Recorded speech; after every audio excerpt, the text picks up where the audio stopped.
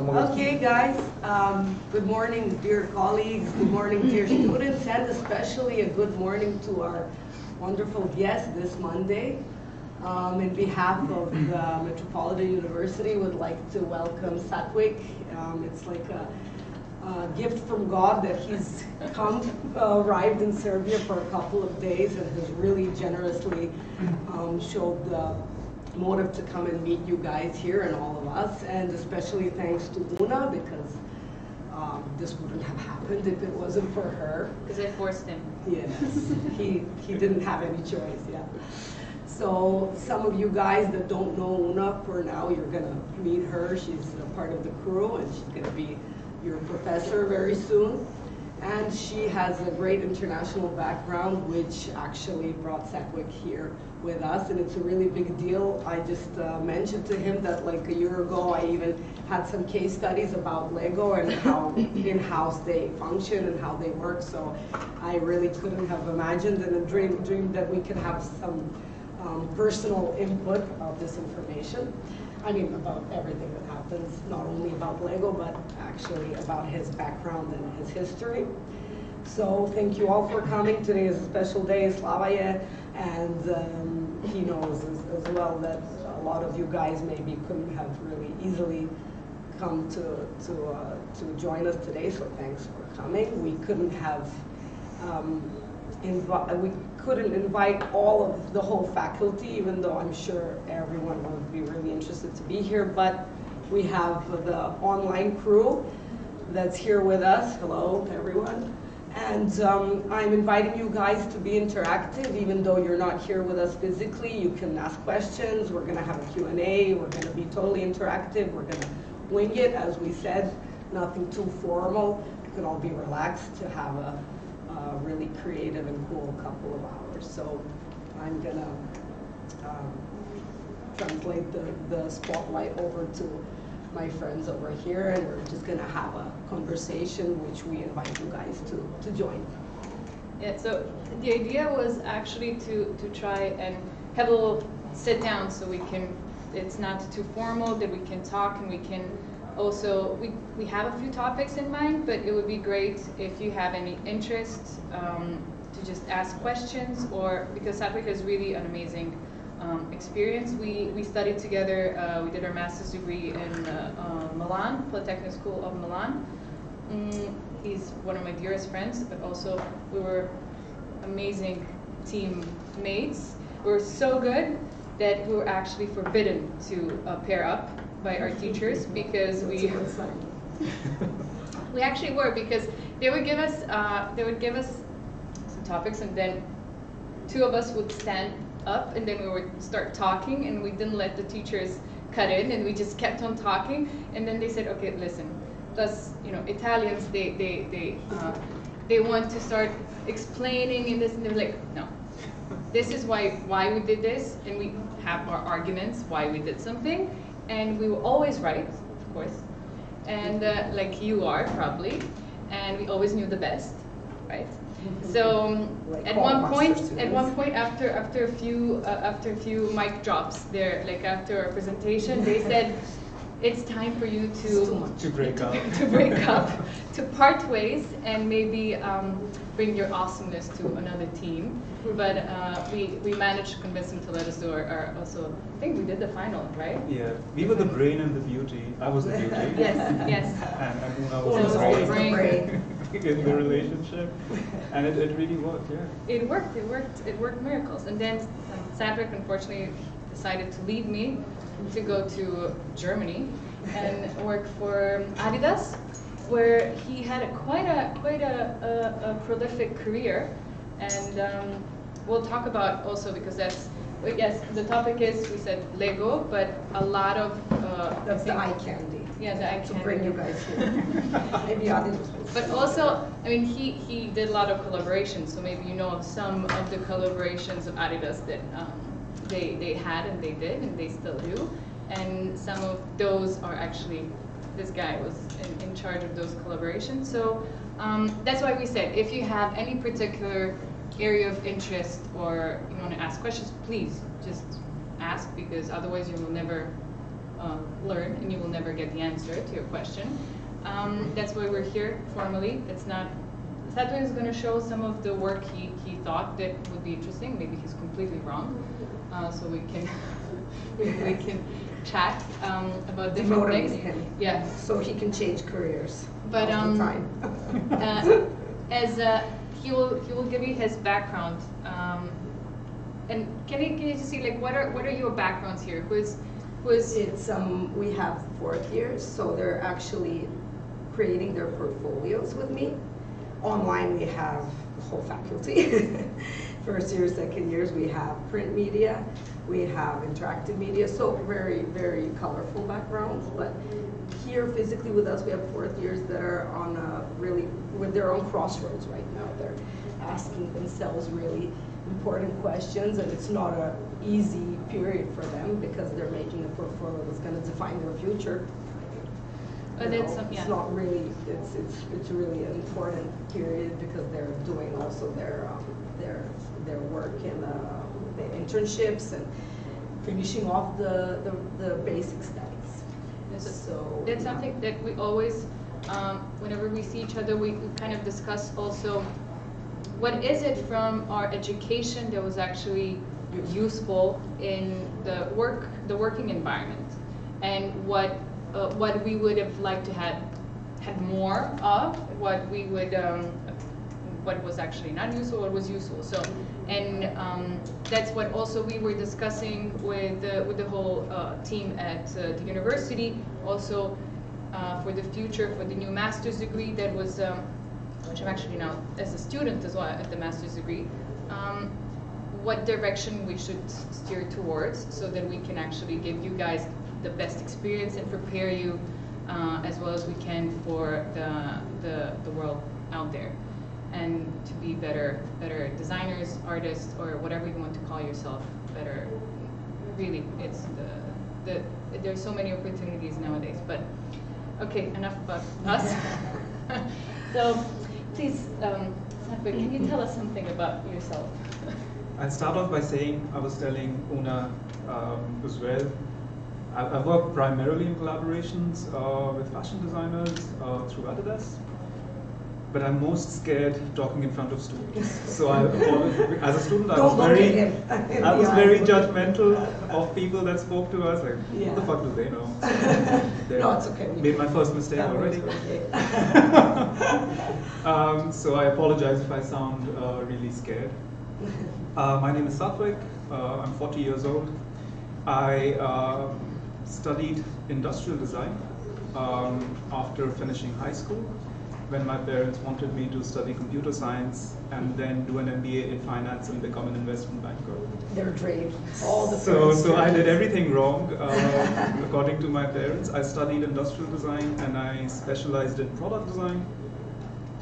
And I was working in a small company in Hong Kong that made pressure cooker handles called Tefal. Did you come to Hong Kong after Milan and London?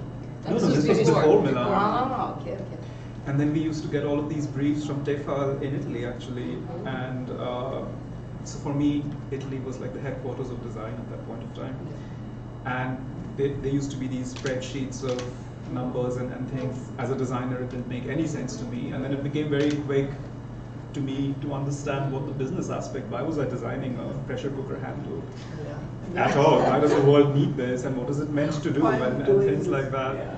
And at that same point of time, my life goal and dream was to stop designing by the time I was 25 and become a chef and open my own restaurant. And then I heard about this program that we studied together in called Strategic Design, and it basically was for people that came from creative as well as business backgrounds to understand each other, basically, because for a lot of people, Stop fighting. Exactly, like for marketing people, design was like just a bunch of weirdos that sat somewhere and drew all day long. In the dark. Exactly, and wore monochromatic clothes as they do. And it was an amazing time to be in Milan because it was such a great opportunity to. It was a course which was 3 days a week. I got to meet amazing people like Una, and amazing people outside of studies as well. So much of my education in Milan was outside of the classroom. You got to connect with people from different industries, from different creative backgrounds. And I say this jokingly, is it felt like at that point of time, Italy was having like a second renaissance, because things like sustainability, things like consumer experience over creating something in a vacuum and putting it out there and expecting people to just buy it because it comes from a specific brand. Like all of these things were being questioned in Milan and in Italy at that point of time. And we're talking about 2008. 2008. So. Yeah. They were really, it was out of the box then. Actually, strategic design wasn't like, it wasn't existent as a profile. As I say, we were the 8th generation, right? And actually, when I was in New York and I wanted to do Parsons, they started strategic design in 2012. And in 2008, we were the 8th generation. So considering the New York is kind of the trendsetter, and when it comes also to design, for me it was kind of a eureka moment. Like, okay, wow, they're actually 12 years behind compared to where Politecnico was. And the Politecnico University in Milan is pretty good, pretty amazing. It's one of the best for architecture, for example. But they understood exactly the need for strategic design that trickled down to America, to New York, to Parsons. You've heard of Parsons School of Design.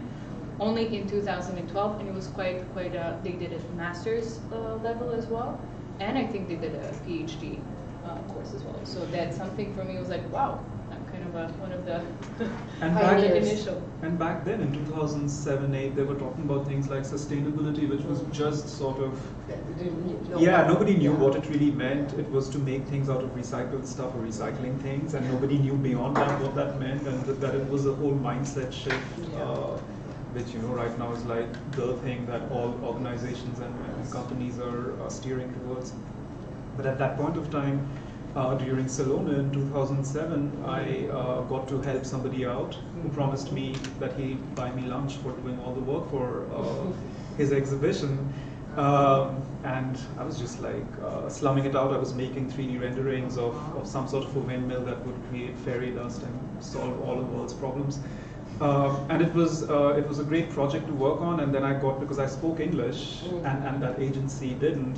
The person was Irish, but his team didn't. So he then asked me if I could present it at Salone as well, because I was making it, so I knew what it was about. And as you do, you meet people there. And Salone is amazing if you ever get a chance to go there. No matter what creative background or what background you come from or what you're doing, it's very inspirational just to see this creativity from everything, how fashion might meet automotive, might meet furniture, might meet. It's one of the best periods to go to Milan, where is the furniture fair, because now you have the fair that is the fair itself, but the city becomes like this creative hub, which is incredible. Every restaurant, every store, everything is about design. And you can meet all the designers, like big names for furniture. But literally every store becomes like a little pop-up experience that you get to go to. So if you need like a creative recharge, that's the time to go. It's not the best also it's not the cheapest time to go, but there are a lot of options. And the fair is just between Bergamo and Milan. So, but to be in the city is just like you can literally walk and just inhale creativity. It's incredible, like that energy that you feel. You don't need to be anywhere except there for that one period of the year. So I'm just gonna get water. And at that exhibition, I basically was, as you very quickly find out, I talk a lot, but I was basically just explaining everything to this one person, and they were just fascinated. They never met, in a nice way, a designer from India. So they were just quite fascinated that Indians could design, and they started asking me a lot of questions, and I did. I got into design when I was 15 or 16, when I bought my first pair of Adidas sneakers. And I was just telling, I didn't know who they were, and I was telling them, I found out I wanted to know what kind of engineering you need to study to design a sneaker. And then somebody explained to me that you can become an industrial designer and design sneakers. And then after I finished my entire emotional monologue, they basically told me they work for Adidas and they are looking for interns. And that's how I got into Adidas. Very Slumdog Millionaire kind of storyline there. But at that point of time, I had no intentions of working at Adidas, but I was happy to get an internship. You're happy to get any internship, I guess. And I got into Adidas in 2007. And I was there till 2020. I started there in the accessories team, so I was designing footballs and shin guards and goalkeeper gloves. So I was in the team that designed the 2010 Jabulani. I don't know if you were born in 2010, but it was the World Cup football for 2010. And then very quickly, because again I talk a lot, I got into a situation or into a position where I was always like a partner-facing person. So I very quickly got exposed to working either with the national teams, like the German national team, the Argentinian national, any team that Adidas was sponsoring. And it was always interesting to not hear a designer's point of view, but to hear an athlete's point of view, or for another creative or another person's point of view. And I got really excited about collaborations, which basically set the tone of the rest of my career. So I got into partnerships from there, and very quickly in 2012 I became the lead creative for very old people partnership that Adidas did. It used to be called Adidas by Porsche Design. It doesn't exist anymore. But it was with the Porsche studio, not the car company part of it, but the design studio and Adidas, and they were creating. Can you read it? So, actually, you talking a lot got you the background that you have, which is something I like to emphasize with my students, that we can't be shy, even if we all are. You have to put yourself out there and talk to people and Get out of comfort zones. be around people. This is with the Bosch, yeah? With the Porsche. So I'll just try and find this. So this basically was that. It was primarily accessories and apparel for training and running and skiing. And it was obviously very inspired by the aesthetic of their very clean, very functional, but very sort of investment in high quality materials. And because the emotional storytelling of Porsche has always been speed and stability. So how do you bring that aesthetic into non-automotive products? So in these processes, you were mainly being, were you being more of a strategic designer, talking about the tone of communication and stuff, or were you into the materials or just both stories? It was quite interesting because the collection, this used to be the most expensive thing Adidas made. And when you talk about something that's premium, what kind of experience do you have?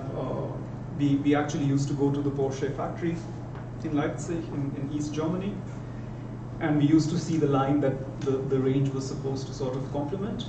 And one thing that we found out, we got the experience of ordering, we never got the car, but we got the experience of ordering a car, and that you're brought in to design the car with the company. And one thing that we always felt was the smell of a new car. So for this ski range, actually, this was the first women's range that we did. We actually introduced the dimension of smell into the range. So when you would get the package from Porsche, from Adidas Porsche of the ski jacket, and when you opened it, we actually developed a perfume which we never sold, but we actually sprayed it into the garments so that it felt like you were opening. So adding dimensionality to the product was something that, from a business perspective, made a lot of sense, because as soon as you had the word Adidas next to Porsche design, it sort of diminished a bit of the luxury, because Adidas is not a luxury brand. We never made it, but we even experimented in creating packaging that felt like it had the heaviness of a car door, or the heaviness of the clean closure of that small noise, because they had amazing sound designers in Porsche. So if you buy a Panamera, or if you buy a 911, or if you buy a turbo, that it would create a certain sound when the door closes, which would almost give And you they're like a different, they're all little. different. Like it's those small things that give you the experience, and without the experience, you don't get it. But like, You don't okay, get the emotion. I'm sorry, but like, what do they do? The sound designers, they work with designers how to. No, what do they do? They work with the entire automotive team. The weirdest and the most amazing thing was their Panamera cars, which are more sort of cross-country, and it was built for long driving, and we did a Panamera range as well. But what happened is, because the comfort of the drive was so important, that they made a very soundproof, a very insulated, which actually took away from the engine noise, which is such a big part of the experience. So they actually had tunnels built through the chassis of the car, and they had it coming out from behind the back seats. It was still covered with fabric, so you wouldn't see it, but you could from the back almost get a stereo version of the sound, but in a very muted sort of a way. So not only how much it was, they used to have velvet lining along the rubber rim of the like, it was crazy how much detail that they would go into, because apparently people would not take possession of a car if they didn't like the sound of it, because for a luxury car like that or a Ferrari, it's a driver's car. It's not for to be driven in. You want to feel like you're having an amazing time. But translating some of these into actual product that we did for them was one of the, so not the random gloves, but the ski suit that we did on the right. We had to make sure that when you opened it, you almost got the same level of. We were trying to take fabrics that they were using for the interiors of the cars. We were trying to really, without making it look matchy-matchy, it had to be sort of functional still. So that was some of the first work. Yeah, and we also like sort of saw what kind of aesthetics the cars have, and what kind of seat design they were looking into, and how do you complement it but still keep it functional as a product. And then from here on, I basically primarily worked on collaborations at Adidas. I did collaborations with. Here I started getting into apparel. That was one thing that was really amazing. Is like you were saying, you know, you need to sort of pick a lane and figure out what you're doing with your career. And it is very true that in design you quite quickly get pigeonholed. You become a transportation designer, or you become a footwear designer, or you get into a niche. Exactly, and I was quite lucky to start with pressure cooker handles and move into accessories and footballs. Did it for a point of time, and then anytime there was a lack of talent in a team and they couldn't fit it for some reason, I would say, oh, I'll just do it on the side, and I'll. So I started Porsche design within Adidas as a side gig, and it became my full-time job in 6 months. They didn't have, when they introduced the women's line, they didn't have an apparel designer. I said, I can do it. It's just clothes, like how, and it's not. It's amazingly difficult, especially to do functional ski wear is like engineering. And you're a big skier. And I'm amazing at it. I'm good at falling down, so I know exactly what functionality you need to be able to survive that skiing. Now, how important is the personal experience of something like, okay, this was apparel, it wasn't only skiing, but how can you put yourself, you can put yourself in every position for every product that you're designing. So for instance, skiing, you know the process, but if you're going into details But so even, much. But even in soccer and everything, you have to, if you're designing I've been listening to Una a lot talking about the creative process, and personal experience really eases the job, but sometimes you don't have that experience. You can't always be. So you're so lucky to know what a soccer ball needs to look like, looks to feel like, what color should it be. So you could actually skip a lot of mistakes if you have this experience. But sometimes your experience can also be, it can give you, you can be objective, bias, exactly, and then you don't actually cater to the wider audience that you need to cater to. Cater to yourself, It's the research part of it, and what we're teaching at our class of techniques of creative thinking is also that empathy that you have to develop when it comes to the users, and to be able to put yourself aside and try to put yourself in someone else's shoes, but not one pair of shoes, but you have to understand the user experience. As you said, you go and you like try to go and order a Porsche car, but then you don't get it, but you feel like, or one day you're gonna go and own a Porsche one day, and just the whole experience that you get, it's enough to So as a understand. designer, But what was your research process? I think that is the one red thread in my entire career. I wasn't a big user of pressure cookers when I designed the handles, and I don't wear women's clothes, and that was primarily what I was designing for the last 7-8 years of my career. I didn't play soccer, and I was designing soccer equipment, or I wasn't a skier. I think what was amazing is that you have a sense of realistic detachment from the product, and it allows you to be very critical of what the actual functionality versus aesthetic versus, and you're listening. And I think the part that I really enjoy, even today about my job, is to listen to other people's points of view, and it's not sort of colored by your own impression, especially when you're super passionate about something. And that's one thing that is true for Lego, is I'm surrounded by 400 designers who are adult kids. Yeah. They actually work at Lego because they love playing with Lego. And you know, that objectivity sometimes gets lost because they built what has to be a $5,000 Starship Enterprise that we will never make, because a human kid will not be able to put that together in their wildest dreams. So it is good to have that level of objectivity, but of course I think there is also a lot of, and that's why I think the word design means choice, and if you are so close to something, I think maybe you don't make a choice, you go with your emotional response, which I think creates a different aesthetic and creates a different point of view, which I also think is amazing. Yeah, sometimes. Yeah. I've seen people that design for themselves and still create amazing points of view that you almost feel jealous of, and you want to be doing that as well. Was the process, like in Adidas, defined, like what were the relations with consumers? Did you have conversations, or are there a lot of techniques that you have, but were you personally in contact with people using the apparel, or were you doing some specific techniques of research? Yeah, so give Or us does a another team do it? give us a I mean, rundown of what this is. So this was the first collection I sort of took over as the creative lead or the design director for Adidas by Stella McCartney, Stella McCartney is a designer from the UK. And what was really great is that she spearheaded, I know it is the first sports fashion collaboration ever in the world. It started in 2009. And it still is in many ways like the OG when it comes to fashion collaborations. I took over at a point of time because it had been a collaboration for almost 9 years at that point of time.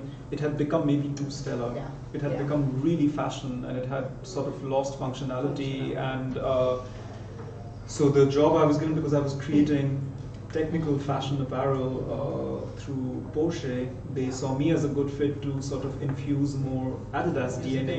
Because if it became too stellar, why would it even be an Adidas by Stella McCartney?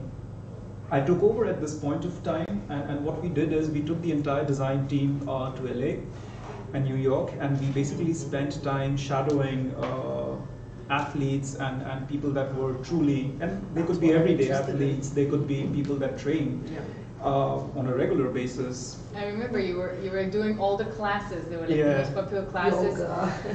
Everything that was like the spinning and classes, everything to see what people are doing, what they were wearing, and what they needed. So we did a lot of.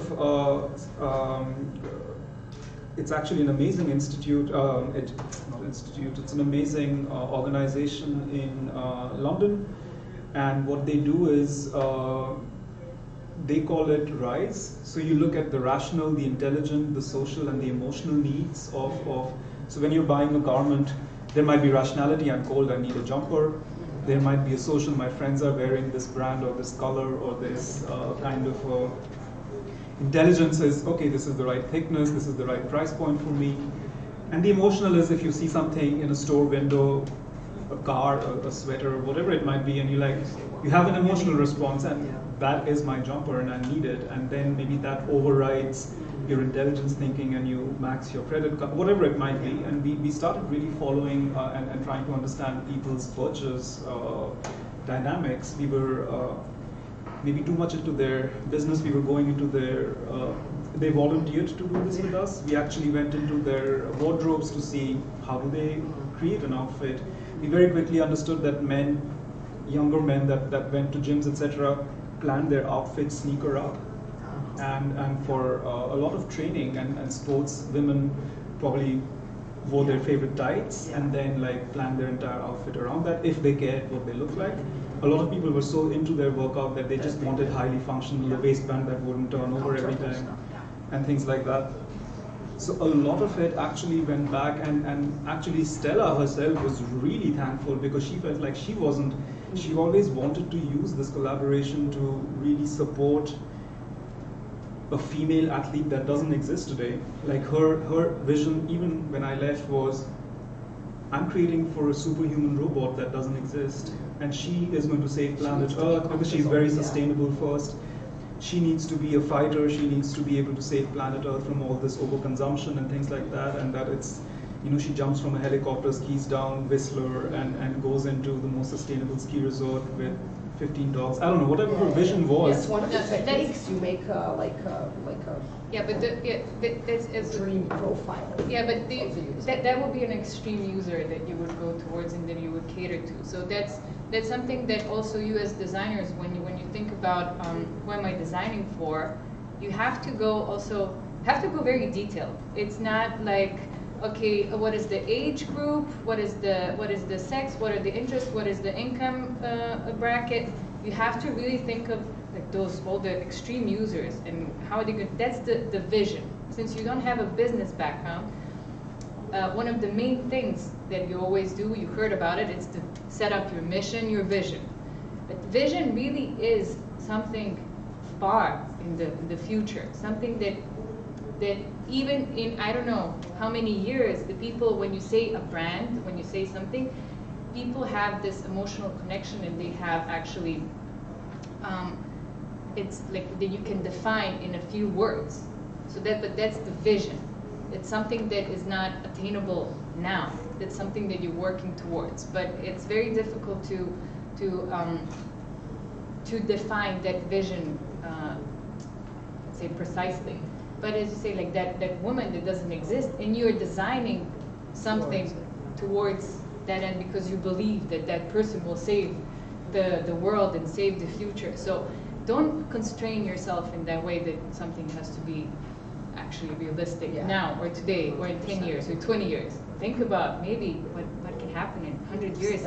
If you did it, if Stella is doing it, why not follow her lead? But yeah.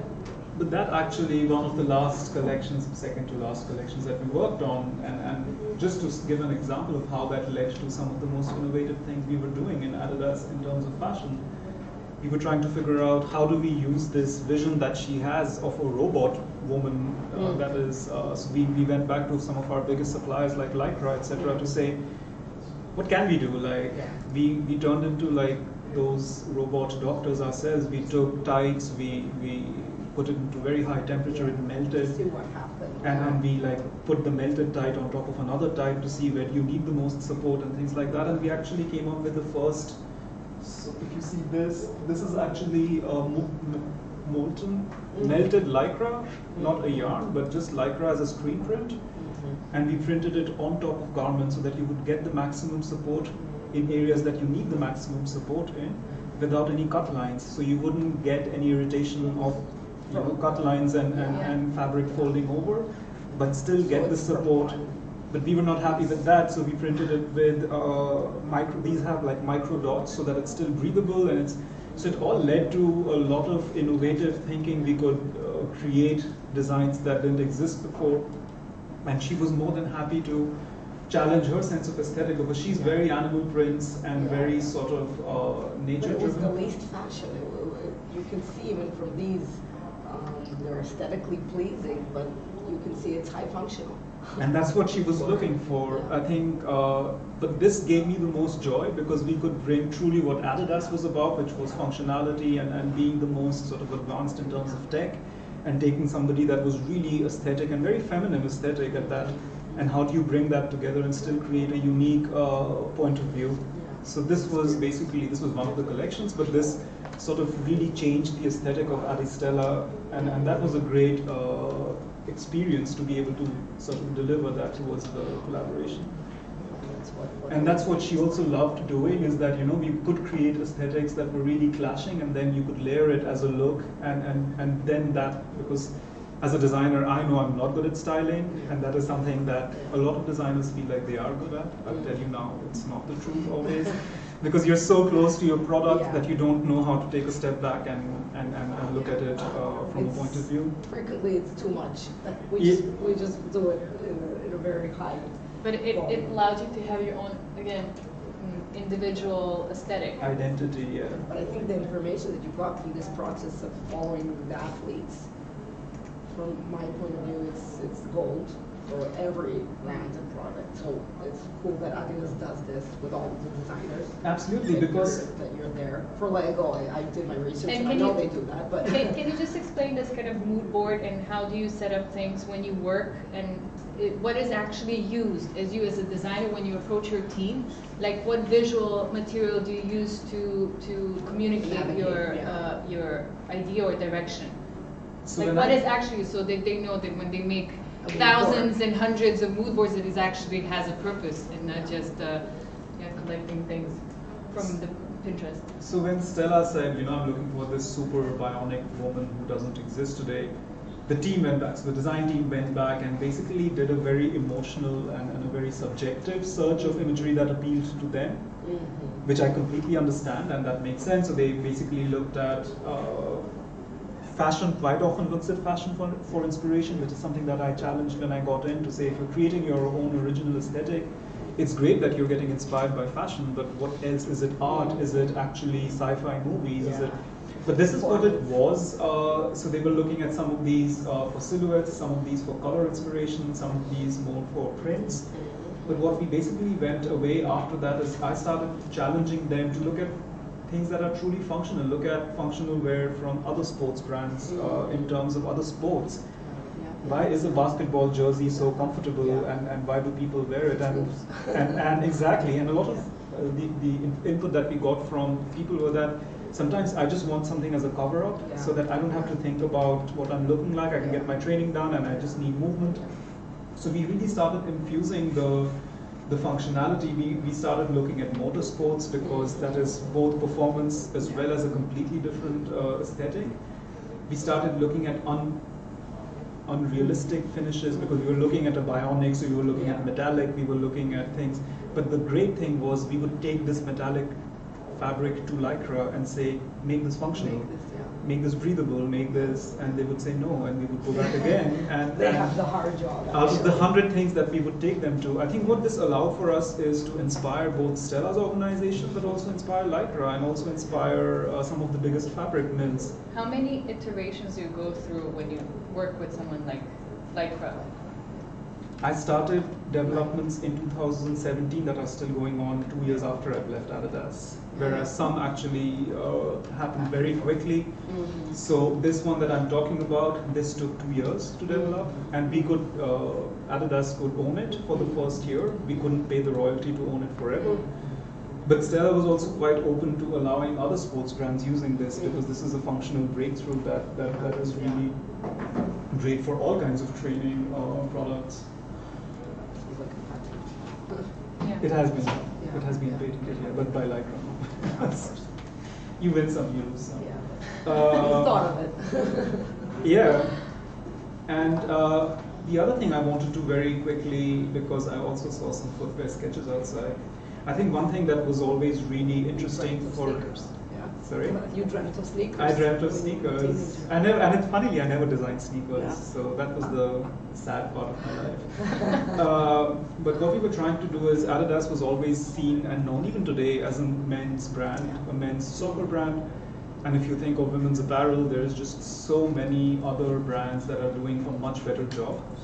So how do you start infusing the known DNA of what Adidas is? So we did like a huge research just to figure out when people think of Adidas, and it was a blind study, so we would have just images of things, including athletes. Some of them were emotional triggers, some of them were visual triggers, and we basically tried to understand what do people associate Adidas with.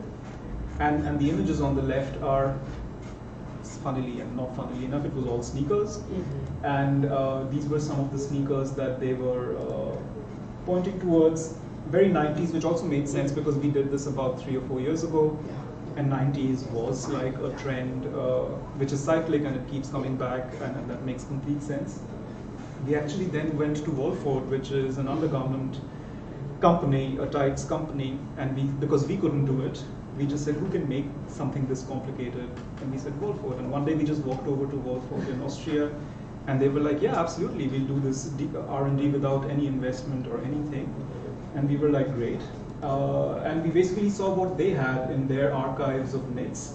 And then we started matching the different cut lines, or the benefit of, Wolford was that we were trying to create the most comfortable tights possible for human beings. But can you explain, like, why is Wolford so special in the sense that their weaving technique and everything that is particular compared to everything in the factory when you went? But that's also an amazing thing working in the industry, is that you learn so much about Other brands and materials. absolutely, like they have what is called a circular knit, so it's what socks are usually made of. But what they have is circular 3D knit, so they can add articulation around your knee. So it wouldn't just be one tube, so they can drop needles and then, like you would have, this is a flat knit where you will have one seam going through the side of your garment. What they could do is do a flat knit with a circular knit, so that you would have articulation without the need for a cut line.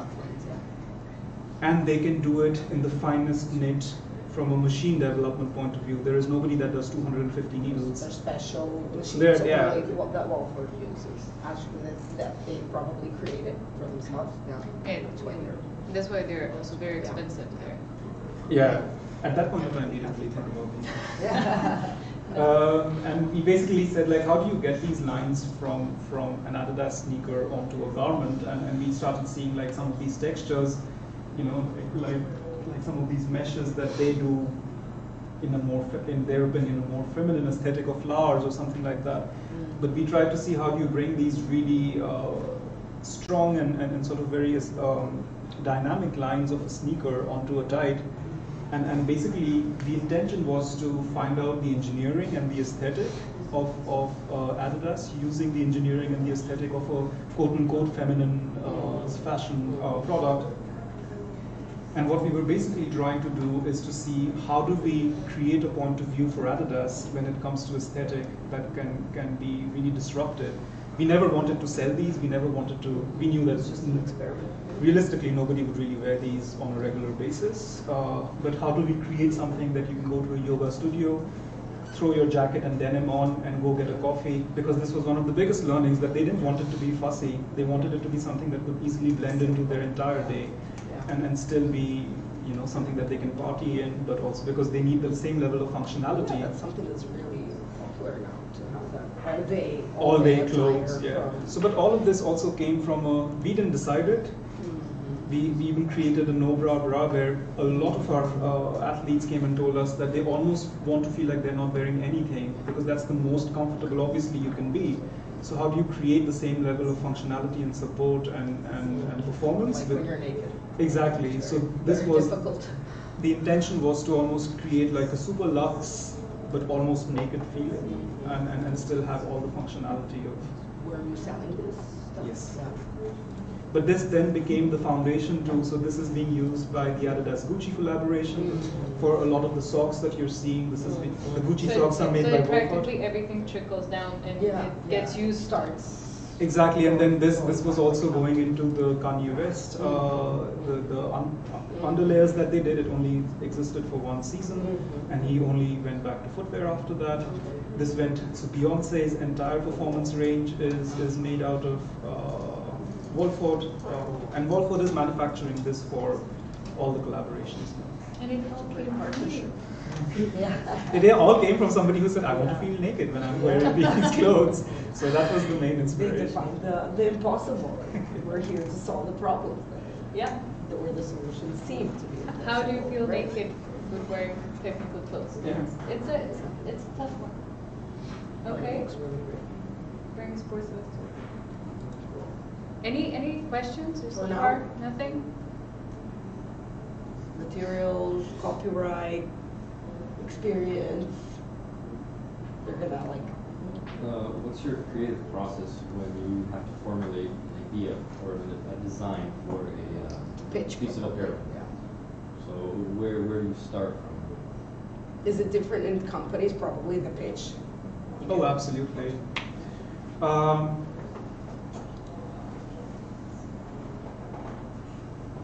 It really depends on what the project is. So as you saw with this thing for Stella, it was somehow realizing a vision she had. So it wasn't really a pitch. I was working more in terms of putting the right team together around materials, around construction, and around aesthetic. I'm sorry, who is part of your team when you build a team? What backgrounds do you have on your team? So in Adidas, I would primarily have a product team, which would be, in this case, fashion designers, a CMF team, color, material, and finish designers, who would basically come from foundationally from a material design background, and I would have a team of developers that. Do you pick them? Or Or does the developers? HR do it? Do you pick the team? Sorry, I Mhm. do all the Yeah. recruiting, even today. Yeah. Cool. But when you say developers, what do you mean? So, for example, for this we needed a knitwear specialist. Mm. Obviously, because this isn't a cut and sew garment, you don't. You can use one for making the final pattern, but for most of the sports apparel, it's a pattern maker, somebody that has pattern experience. But do you then- do external? Do you No, bring it's all in-house? Yeah. So we would have a pool of designers, we would have a pool of CMF designers, we would have a pool of developers, and project to project you can switch them out. And you can say this is going to be more a niche development, so I need a knitwear design specialist, a knitwear CMF specialist, and yeah. You're mixing all the time. And they would move around, and then I would always have a lead designer. For even this, I had a lead designer. For Stella, I have a lead designer. And I was sitting across all women's collaborations. So I had a lead designer for Stella, a lead designer for Kali Kloss, for Kanye and Beyonce, and one of them was in LA because Kanye and Beyonce were in LA. And one of them sits in London because Stella has the biggest collection from a size perspective. And then it was basically trying to make sure that, sorry, I'm not answering your question, which is why I'm always scared about talking to students. In some cases, you would end up working with people that didn't really know. So we also did a collaboration with a model called Kali Kloss. And that's her with the flowers, and you can see. And so she was basically an influencer, and she is the 5th biggest supermodel, apparently, on planet Earth. And She's the robot we need. Let's tell her. And she basically is also a very strong female role model. She has her own coding company. She believes that girls need to learn all the skills that boys know and things like that. So she basically has a contract, but we wanted to use her to create a collection as well for us. But she didn't know what it was because she doesn't come from a design or from a marketing or from really a product background. In this case, we really did a very in-depth study of perception of Kali Kloss in the market. What do people associate her with, and what is it about her that might be appealing beyond a runway casting? What is it that we can really use from her as a messaging point of view? So what we started doing is we always started and this was fairly recent in Adidas, that we would first think of a campaign and then walk back to what is the collection that you need to have to sort of make that campaign come to life. For that collection, what kind of products do you need? What kind of material development do you need? We first think of the storyline, like what is the moment of truth of that collection? If you see it on TV, if you see it in an Adidas store, if you see it in a multi-brand store. With the Wolford, the moment of truth was that we wanted, for the first time, we wanted Adidas to be on a Vestiaire Collective or on a Net-a-Porter, like more luxe. So we wanted, basically, we had So this was the mood board for Wolford. This was the actual mood board. This was the actual mood board. So we basically looked at Carbon 38, which is a luxe sports retailer for women in the US. We looked at what kind of materials, what kind of aesthetic were women looking at when it came to luxe sportswear. And you would again use the RISE methodology. Yeah, we always looked at. So this is me. I'm not saying this is the right thing. This is very me. So we always thought of who, where, why, and that would lead me to a what. And so who are we trying to talk to? Where are we trying to talk to them? And why are we trying to talk to them? Because we might very quickly find out that the who and the where makes sense, but the why doesn't make sense because it might take the brand in a direction that is either just short selling the brand or long term we will not be able to fulfill. And we very quickly understood in this case also is that we can't create a separate collection. It will always need that luxury nod, which is why we then put this into all our luxury collaborations as a method of making instead of being a standalone collection. So this basically, in many ways, we would always define who are we trying to. It was always about the audience or the customer. It was about why that specific customer and where are we trying to talk to them. And then that led to, and then this is a very small bit of it. We had like entire fabric boards. We had entire. So you would present this to. It's not only Who do you present this to? So this would be presented because this did not exist. Let's say, but like the mood board, who do you present it to? To the head of design of Adidas and the Okay. general manager of Adidas. Okay, and then you do the pitch to them, then they give you the green light or not. And the so the customer. Wait, this was for the Wolford, Wolford. right? So you're asking for the person like Stella. What do you And pitch you to work Stella? together with Wolford on this mood board, or No. this is just This is your you. team? This is just my team. We would present this to our leadership team to get resources. And resources could be a team of people because we have a finite amount of resources. We need to plan based on where do we really need to make a difference. How do you still maintain the standard business of that business unit? In this case, it's women's training. So how do we make sure that what is making our bread and butter, which is our low to mid price point garments and collections, that is fully covered by a team? And then the extra work that we want to do on top to create new business opportunities. This was one of 3 pitches, and this is the one that was given a green light. And then from this pitch, do you have any designs already? Like, do you already have some sketches that go together with this mover when you present it? So then that led to like us showing how we How you came about it. We also said that we did a preliminary look through their online archive, Okay. and we have a lot of garments in-house in Adidas as physical archives of other brands. And then we had these also as cuttings because we started showing that look, it's happening in the world where like what used to be a tight as an undergarment is now becoming a garment. Yeah. So we might as well get ahead of Use that the curve shift, yeah. and get there. So how long is the process when you start, when you get the idea from the pitch, and then you actually In this case, it was about 4 weeks.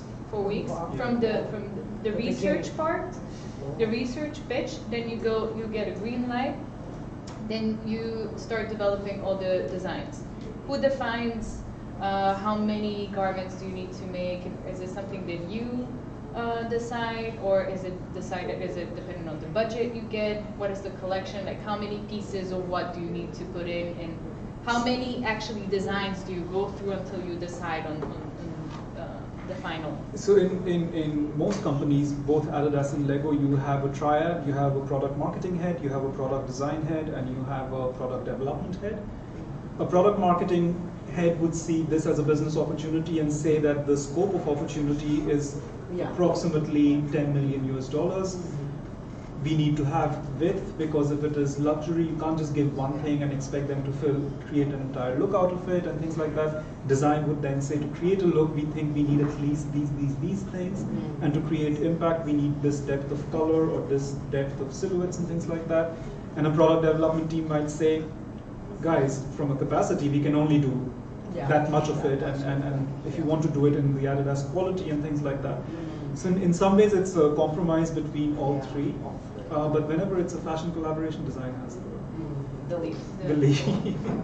And then you push people to sort of. And when it's Kanye, it's all about Kanye. It's all about Kanye. I remember being in a Kanye meeting where, so this would be how I normally dress up, but I had a new person who had joined and she was wearing a red jumper. And she was asked to leave the meeting and go buy a new jumper which was black because it was too distracting for him to. To think out loud. I was in a Stella So meeting this is where the jerk we need today. Okay? Exactly. Let's not talk about the I remember being in a Stella meeting where I'm not allowed to be. I never wore anything that was leather because she's anti-leather. superstars. But one day she looked me up and down and she said, Satwik, you know how to dress up, why can't you make nice clothes? So I've heard like all kinds of things from Big superstars. yeah, so they have like very specific Yeah. needs and asks, which is actually a small Part price of to the pay. experience, yeah. Because one day I was sitting in a meeting and we were talking about things we were presenting to Stella, and I could feel somebody's hands massaging my shoulders. And I was like, I don't know what's going on. And then they started singing, and it was Paul, and he was standing behind me, massaging my shoulders and singing. So it was a whole different. You know, when he says Paul, who he talks about, Paul McCartney, one of the Beatles, who is the father of Stella McCartney. So we just sometimes it's the generational gap. So he was massaged by Paul McCartney by being serenaded too, while Stella was complaining that he doesn't know how to design. design. You win some, you lose some. So it was. That's cool. But actually, just also in all of this, I think one of the biggest challenges of being creative as a designer is definitely figuring out what is actually a win and what is a loss. You know, sometimes as designers, we are so close to our products or anything that we end up designing, especially if you're working for a big organization, is the commercial success of it. And sometimes to understand that something might be commercially successful, but not necessarily be a great solution to that problem or to that consumer need or ask. And sometimes you have the most amazing thing, but just because the campaign wasn't planned properly or the buying wasn't planned properly, that it just did not reach the persons or the people that wanted to. Or it's a wrong time frame. Yeah. Or a lot of So things. this is a very good thing to remember. You know, you have to know what is a win, what is a loss, and to be okay with that. Especially as designers, you can't. Unfortunately, you can't It's just okay to be cater passionate. to yourself and your own. You can be passionate, but you have to always be in some kind of, you have to have your boundaries and to, know how to make a perspective what's going to be, appreciated in the future. So sometimes we just have to shut up and let our design be, tossed in a bin. Exactly, and of course I'm sharing with you maybe 0.1% of what I've done. I was managing, by the time I left Adidas, I was managing a collection of approximately 400 garments, and you've probably seen 15, 20 out of that. So it is, I mean, if you go to an Adidas store, you see like 20 tights and 15,000 bras and t-shirts and jumpers and things like that. So there is a day-to-day business where you're just trying to understand what is working, what is a market looking for, what is Nike doing, what is Lululemon doing, what is So Athleta you're doing. working 24/7. You're open. You're listening. You're And Puma, you're not even mentioning. Puma is a whole different ballgame. If you don't know, there is do you know about the relationship between Puma and Adidas? you were in Puma as well. No, Puma and Adidas, those are actually. Do you remember? Do you know the commercial for Twix? There's this commercial like two factories next to each other, like two guys. Yeah. That's Puma and Adidas. Those are actually two brothers that separated. And you have amazing documentaries. And if this is Adidas, the Puma headquarters is as far as that bike built. We could actually, with binoculars, see what they were designing into their office. You did that as well. You didn't have to because they were not big. But they're an amazingly creative, maybe even more creative than Adidas as a company and as a brand. But that's a good documentary also to watch. Just find something. Well, I think it's called what is it called? The brothers or something. Yeah, Something with the brothers. Yeah.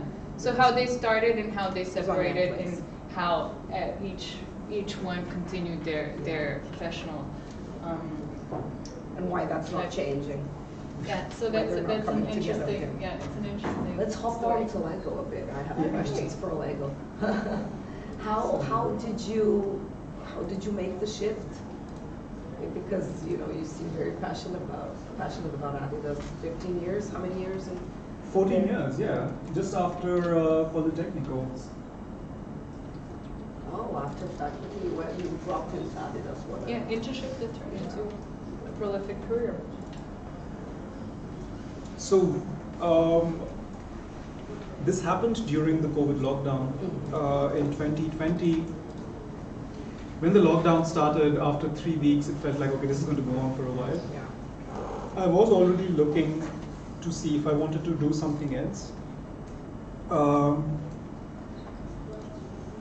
And when everything felt really bleak and things were not going to sort of get better, my work day would start at 6 in the morning because I had collaborations with a brand called Color in Tokyo. So we would have to be on meetings at 6 in the morning. And then the last meeting would be around 10 in the evening with Beyonce's team or Kanye's team. So I was working more or less non-stop from 6 in the morning to 10 in the evening. And in the house, which is And everything else. And then it felt like it was time for a change to also, the one thing that I'd never worked on as a designer is on kids' products. Both kids as a consumer, but also as a product category. I never worked on kids' products in Adidas or before that. And it just felt like a more serious thing to design because I always felt afraid of designing anything for kids because I felt like it would be impressionable and it would actually have an impact in their lives and in many.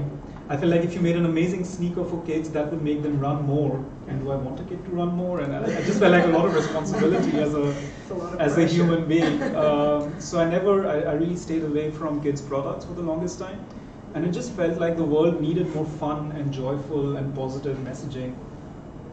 I think what really drew me to Lego at that point of time was that I always believed in Lego as a means of both creativity. It was to meet pen and paper. You could build anything out of Legos. But also it is the artwork, you know, you can build amazing things out of Lego and so there are very few things. You can't display a pen and paper, but you can't also just create artwork out of other artworks. And where to me Lego was like an amazing example of doing this duality. Yeah, and the simplicity of it was really, and at that time they were looking for somebody that would head up their collaborations and their non-brick-based portfolio. So it was publishing, it was consumer products like clothes and storage and furniture, and also exclusive brick sets for Lego stores. So it's a great portfolio to sit on because it's a lot of different experiences. And movies. Have you seen the Lego movies? And also be part of the creative team towards the storyline of any Lego entertainment property. So if it is a YouTube channel or if it's on Netflix and things like that. Sorry, I don't know why this is in here. And what is amazing is very quickly when I joined Lego is sorry, they had a job at that point of time. Somebody told me about it. I applied. I'm surprised even today I got the job because not somebody who's ever worked for kids or worked with kids, and now not somebody who really played a lot or plays as an adult with Lego either. But here we are, and but that's that fresh perspective. Yeah, were you sincere? Did they ask you that? Yeah, and I was honest that I haven't. And they were like, great, we need somebody that is not an adult kid. Consumer. I think what was amazing is one of the first things that you also learn, because when you join Lego, you go through a training, is the possibility of taking the most banal, the most simplest thing like a caterpillar, is that Lego just allows you to recreate and think about, this caterpillar doesn't exist from Lego anymore, this is from 15 years ago, is that the brand can take the simplest thing that kids might be interested in and make sure that there is ways and means of reimagining a caterpillar from when you are a toddler to, we have this, we bring in kids and do testing on them. And we asked a kid to create a caterpillar, and they took a brick and turned it upside down and said to me, this is a caterpillar, because it looks like it has lots of legs. He's going places. And he's going places. So what immediately struck me being in Lego was the influence kids have and the creativity kids have. You almost can take a seat back and say, I'll let the kids design because they're so much better than me. They allow it. And it's so uninhibited, their creativity, and it's not like they don't have to make something complicated if it doesn't need to be complicated. So that was one of the biggest learnings. And they don't do it to impress anyone, they just Exactly. want to do it for the fun of it. And this was one of the first things that we were looking at. This happened, the Lego Batman movie happened before me, but I just came in and they were creating a range to sort of, and I think from a storytelling and from an aesthetic perspective, you know, play, especially in a non-linear or in a non-rule way is just so amazing. It allows you to create your own non-structured. Yeah, it allows you to create your own storyline. It allows you to create your own point of view. And what was really good about this is that, you know, once you start thinking about Lego and you start thinking about storytelling, there really is no rules. Like, what if Batman wanted to be a different superhero? And, you know, what if Batman lived underwater and was still a superhero? Or, you know, what is his day-to-day life like when he's not a superhero? We actually had a team sit down and even he needs a holiday from time to time. And what does he look like when he's on holiday? Or what are his other passions and hobbies in life? You know, like the fact that Batman, which is essentially a very dark and a very sort of damaged character and a very violent storyline, is how do you make it really interesting for kids and how do you add a dimension? Just have fun. Where 80 to 90% of the product is still exactly the same. It's just adding a visual cue or a aesthetic on top of it that makes it just puts a smile on your face. Like, so, Structure. who was doing this? This is my design team. Yeah, your design team, so you say like just go crazy and, you know, try to imagine Batman in different roles and his day. So that was what was the input you gave them? What was their homework, let's say? So this was happening in parallel. So the movie had already been produced, it wasn't released yet. And then in parallel, we sat with the studio to see what the storyline was. Some of these characters are in the storyline, but a lot of them are not. And we said that, you know, once the movie, like any other merchandise, you can get a t-shirt, you can get. So we were trying to see how do we add commercial benefit beyond the movie release and the royalty we would make from the movie. These are those little bags, right, on the counter? Exactly. So once the movie releases, you have sets that you can buy. You can buy merchandise like clothes as well. But we would have these also in the movie theaters. So you could, these would be blind bags. You wouldn't know exactly what is inside it. And kids love that. So we were just trying to see how can you stretch it even more, like beyond the scenes and beyond the themes in the movie, how do you add more excitement so that this becomes a reason for you to buy it because you don't know what is inside it. It could be something from the movie, but it could also be a stretch of the same storyline into completely new characters. So then there was what you had as a task, and then you give what instructions do you give to your design team? So Go crazy. Go crazy. Go crazy, exactly. Okay. But this is superheroes, so we would also have to check in with Marvel to make sure that they are okay. DC. DC. DC, sorry, this is all new to me. I didn't even know they were two different things. But we would have to always check in with DC Comics to make sure. When you're already like preparing some sketches and stuff. But this is also a good point of time for me to say this. I think the biggest reason why I took this job is I saw a huge potential for me to learn. For me to learn about that there's DC Comics and Marvel, that they're two different things, or Star Wars and Star Trek are not the same thing. Didn't know that either. I didn't know.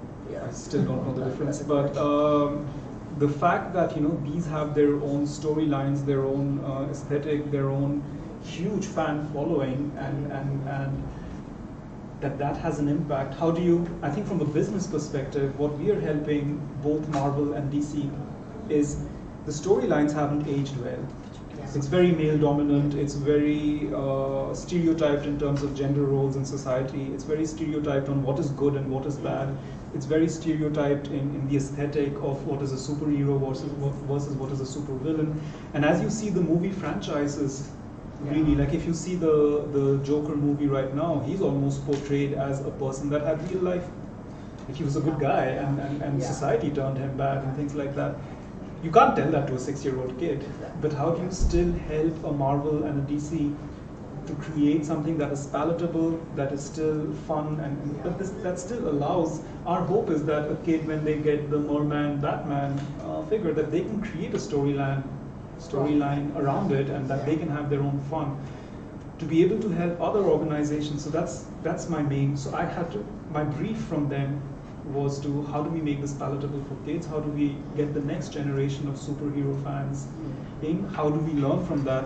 So for DC, they're learning from this and trying to see how can they stretch their franchise so that they can get the next generation of kids excited. I'm doing this with the Lucas team for Star Wars. I'm doing this with Disney for all Disney properties, especially princesses. You know, they're very pink and purple and glittery, and that's great. Girls can love pink, purple, and glittery, but some girls might not. And how do we make sure that we're also speaking with them? How does a girl that comes from a different ethnicity or a different background, a different body type, a different ability, still see herself? And because Lego gives you the permission of play, it really expands the amount we can experiment and try.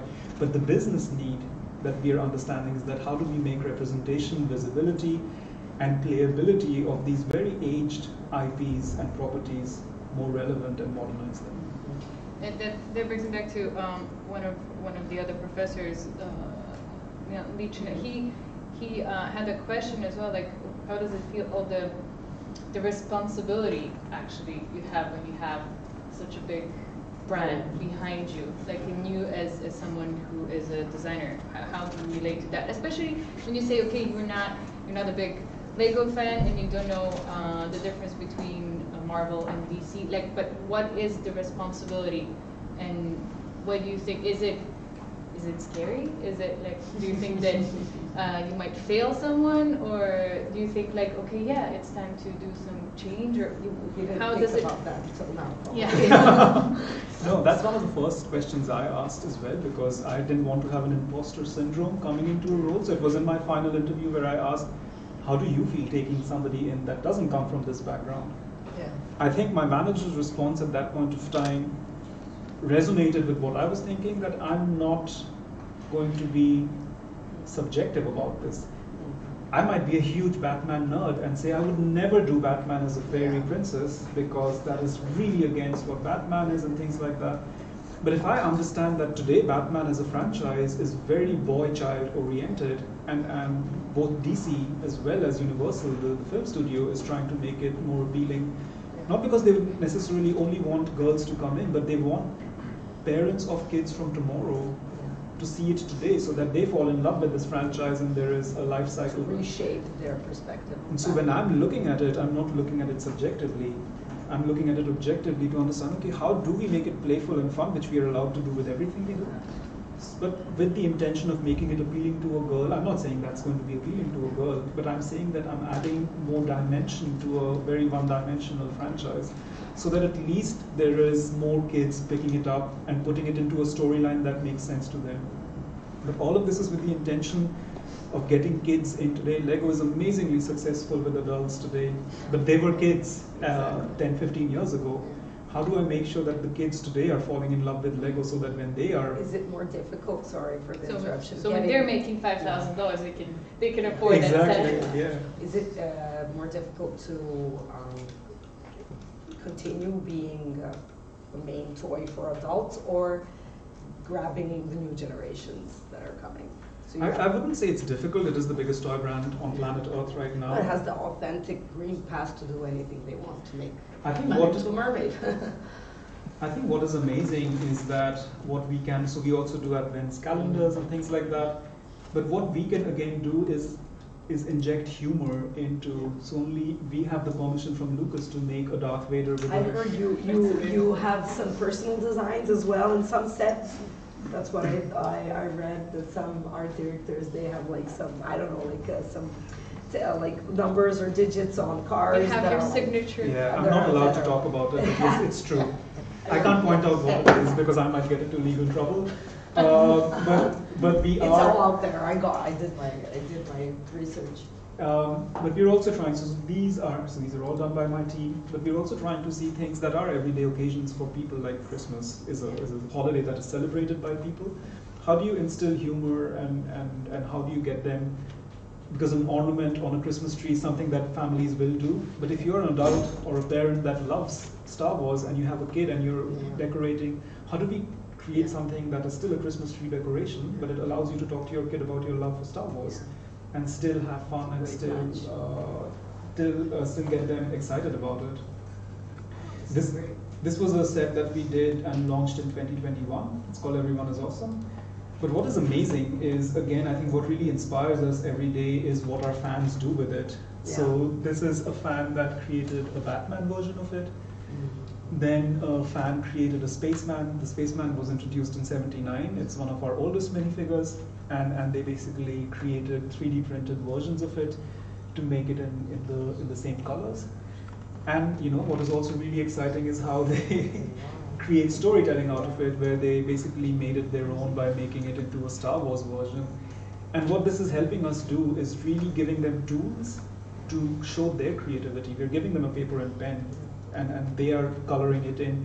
I think this brings us more joy as a team, where we see that we give them another means of creating self-expression, which to us then gives us the warmth in our heart, that they're not going to just put it up and display it somewhere for the rest of life, that they will do something with it, that they will continue to stay creative, which is the main essence of Lego. There is something with Lego, you build it, then I always ask, like, what do you do with it? Do you display it? Or you, again, just leave it out there and you're ready to go back to bricks and then try to make something new? Especially when you have kids, all the sets, they are not the ones that are going to display it. They just put it back in the box, and then at one point, you lose all the instructions, and like they then go for free play. So they go and then they start creating their own things, and they're not afraid to break them down to pieces again. Which is, again, I think that as adults we're kind of like, ooh, I put all this work in it, and I need to display it so that someone will see it and say like, oh my God, you did such a great job, like. And the kids, they don't care. They're like, they like the process, and that's something that I think it's that we all have to remember. The process that you're like, sometimes you have no idea what you're going to create, and that creates the magic, actually. So it is that. In my house, we're swimming in Lego, like practically swimming. There are boxes. We've got all the storage there. It's all over the shelves, and my older son is okay now to make his own sets. Actually, my husband was so aggressive with putting his toys together because he loves Lego that he finally got to the point that he sees that he's old enough to do it himself. So he was telling him, you have to put it up on the shelf so it doesn't break, because we have a smaller crazy kid that's gonna put it all to pieces. But he was sad. He was all on shelves, and he was really sad about it because he distanced himself from the toy that he made with his dad, or he wanted to play with it. He said, you got me this Lego so I could play, So we put it all down, and now of course it's in boxes. And I put myself to an experiment where I was seeing how to communicate to my students how to make exercises doing compositions, art compositions. And I took some Lego pieces that were different sizes, and it's a fantastic exercise that a lot of designers, especially illustrators, do with Lego pieces, make sketches for their compositions and illustrations, do the balance, do the harmony. So I think the point where Lego has to be something that should be represented on the wall, it makes the kids sad. They need the mess that Lego makes. What were you trying to find? So actually we did it. So I also sit on the Lego collaborations team, and we did this storage solution with IKEA. It's called Wiggle-Leg. Yeah. So you've seen it. I have them. I have the boxes. Okay, so that was the inspiration for those boxes, was that we wanted to make. Sorry, I can't find. I don't know if anybody's seen them. But we were trying to make storage playful. So you can play on it on yeah, top. that you would never really have to put it in the box, that it would be in and around, and the box, the storage becomes a part of the play, which to me is one of the most innovative things we've done. It took a while for us to get there. It's in IKEA in Serbia. So But those are the ideas, like, why did it take such a long time? Because it makes perfect sense. But those are we always say the simple ideas are the most difficult ones to actually. But it started with, out. we were saying that one of the biggest challenges that we saw was the conflict between parent and kids is, yeah, you open the boxes and they play and they're having a lot of fun. But as soon as the parent has to say, okay, now it's time to clear up and put it all away, a kid isn't really interested because it's stopping their play. It's also not an exciting job to do because it's just putting things back into boxes. Parents then feel like, okay, if I have to do this, maybe I won't open the the Lego boxes tomorrow because I'll have to do this all over again. So this became the basic. Yeah, it is a big issue. The conflict between parent and children about clearing up was the brief to this project. Mm-hmm. And then we really saw, how do we make just clearing up fun? And does clearing up even need to be clearing up? Yeah. Does things need to be inside the box, or can it be on top of the box as a built solution and things like that? And I remember one of the first things actually when you told me that you're gonna start working on Lego, I said, like, please, you have to figure out a way, like, create a vacuum cleaner especially designed for Lego. Like, and actually when you look, there's so many of those creative ways they do, like shoes that actually you step on Legos and then they attach and then you just remove it. And they are like people just shoveling Legos in boxes and stuff like that. So it is a big issue, and you should really look into that. Like, besides, that's a good step forward with the box. But think larger scale. Think how you can help parents. Here it is. So these are the boxes I'm talking about. So what we did was we created a Lego plate on top of the box. So if you had to put things away, you didn't really need to put it inside the box. You could still put your whatever you made out of Lego on top of the box, and still it is a part of the storage. Oh, it's bigger than, sorry, I don't even know the name of the Yeah, I think the conflict between how parents perceive Lego and kids perceive their Lego, because parents, they have the perspective, oh, it's expensive and you have a manual. I mean, we can throw away any of our manuals. They're all in our house in a huge shelf, waiting for some day to come that we could put everything together again, which is totally impossible. But this, and what also Una was asking, is what we also started exploring. It's a big challenge in Lego to say, everything is a perfect build and you display it and you never want to take it apart. So our team does these, we call it 12-in-1s. Yeah. So we make sure that it gives you a reason to break it apart and build something new with it, and then break it apart again and build something new.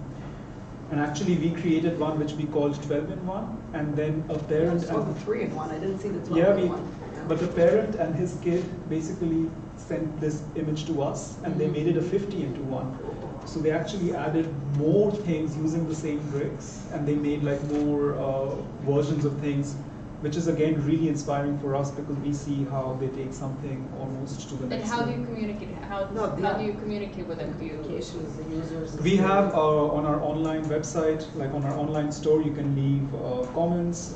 We have Lego ideas. And people actually use them. Oh yeah, we get a lot. They do. And people write to Lego, and Lego is one of the companies that answers every letter and every email. I think Really? you're really special for that. Is there like employees that only Yeah, do we that? have a that social read? media team that only responds to all questions. And it reaches your teams, and it actually gets considered and everything. It's pretty amazing. That's why they're special. But there is also, to your point, there are people that then take something that is existing, and what they do is they also make versions of it themselves, where this guy, he basically took each element and found a different color, because it's, Yeah. I don't know if you've ever tried building a Star Wars set, it's 99 gray bricks. So it's like at some point of time you forget which brick is supposed to go where. So he challenged himself and he made a multi-color version of it. I forget his name, but there is a band, and he actually glued the bricks together and created a guitar out of it. So the inspiration that Lego continues to provide, no matter where you are and how you're growing up, is quite incredible in that And it sense. feeds back the creativity Exactly. into the company, which is pretty amazing.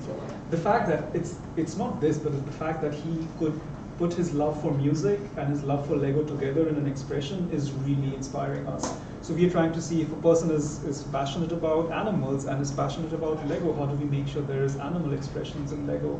Or if they love music and if there is Lego. We always thought that Lego is a very, not we, but I'm assuming a lot of, that it's a very specific, but the fact that people might have more than one passion point and more than one interest is... No, you're letting the consumers dictate actually the trend, which is really brave. This just looks fantastic. And this is where we start seeing, so he's an artist from Namibia, and we basically saw that he was creating artwork using only black colored bricks. So we started providing him with new elements and new bricks. So because he's passionate about African art, and he's passionate about building with Lego, and he's combining those two. So we are supporting him by making sure that his work gets the right tools. And so it's quite fascinating how much people are doing with Lego, and then it inspires us. We have a Lego art collection where you can create artworks. So we always thought it had to be two-dimensional because art is in many ways. But this inspired us working with him to create three-dimensional sculptural art, and that you can, as an adult, really own and create yourself. I loved when I see on Instagram or somewhere how people use like the corners of their house with something that was damaged, or even the floor, and then they fill it with Legos. But you actually have amazing storylines happening in the wall when you go and it's layered, and it's like such dedication. There's so much richness, incredible. exactly. But this is, again, the beauty of Lego is because it's so ubiquitous and it's so universal. We don't need to create things, we just get constantly inspired.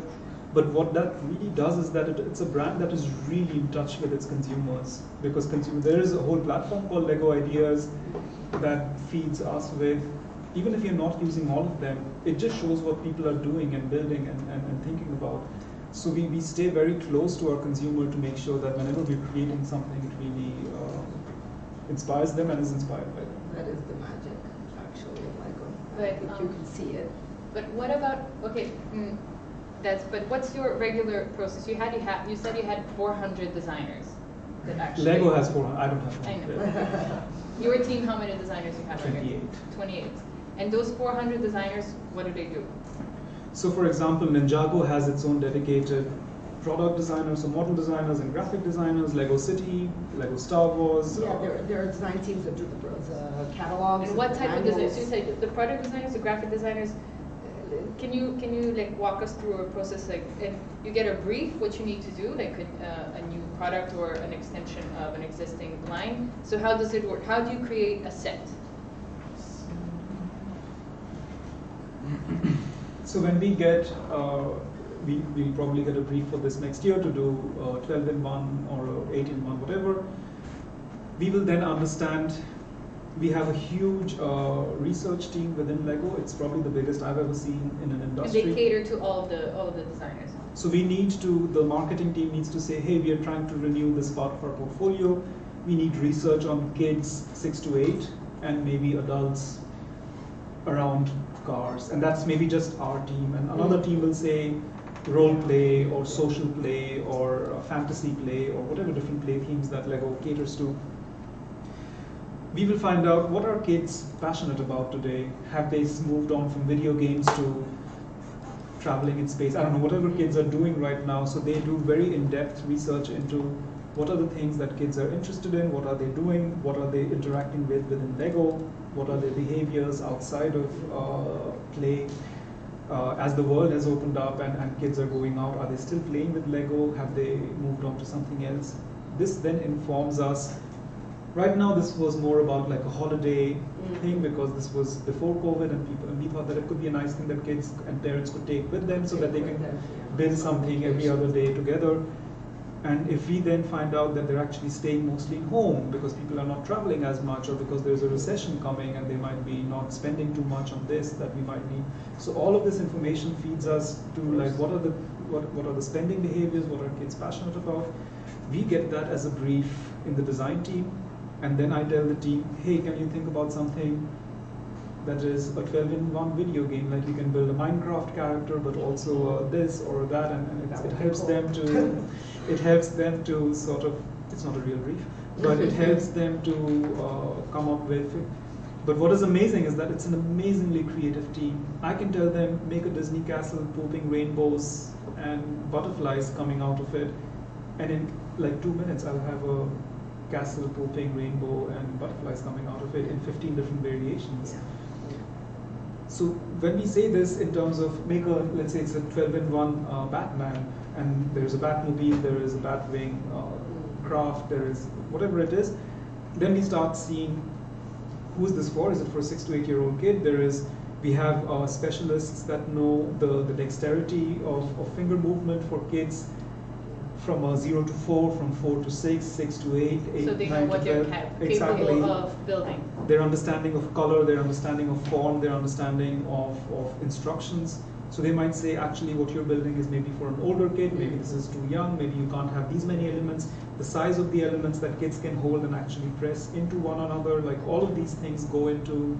Do they give you do they give you those constraints beforehand, or first you have like that unleashed creativity and then they say, okay, this works, this doesn't work? Which way? It's a bit of both, because we know that this set is for 7+ kids, so we know that because it was Pretty that much, last you know. year. But if we are doing... Do you have like a standardized, like a standard of like from this age to this age, it's up to from this number of pieces to that number of pieces, this is the size, and it's, do you draw it first? Do you do like sketches? No? Make it, I think. My tape office with Lego, is basically yeah. a space like this, and all the walls are lined with cupboards of bricks, all the bricks that Lego has. Every Okay. space has its own brick cupboards. You start the morning, you sit around, get a cup of coffee, and you say, make a rainbow, pooping butterfly, or whatever you might say, and then people just start building. So you build it physically. Everything is physically built, and then if needed, people move to a digital platform, which is have like a some digital testing, building. It tells you, okay, this element costs this much, so the whole build is going to cost this much in FMC, and then that tells us, okay, then from a retail price, are you hitting the target? Is it a bit more? But if you're getting a lot more value for a few more dollars, a marketing person might be convinced that it's okay to price it up, price it down, like all of those conversations. We have building specialists that will come and then say, even though, so all designers that join Lego go through a training program to understand what kind of complexity and build a 6-year-old can do versus like all age groups. And then they of course learn through experience, but we do have model coaches who will come in and say, no, this is too complicated, you need to change this, or you need to make that simpler, or it has too many steps, a child will get bored. So it's both psychosomatic, it's both what they're doing physically, but also they know that a 6-year-old will not have that attention span to do so many steps, then they might get bored. And when you have that, so you have 28 people that are sitting on their brief.